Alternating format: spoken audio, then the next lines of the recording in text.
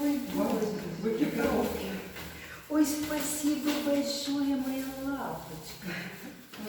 Спасибо, моя хорошенькая. Сейчас, Пожалуйста. подождите, я конфетку вынесу. Ой, конфетка. Как же, как же, что ты моя хорошая девочка. А что надо сказать, Миляш?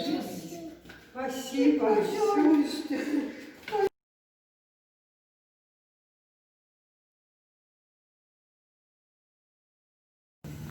Давай, пойди.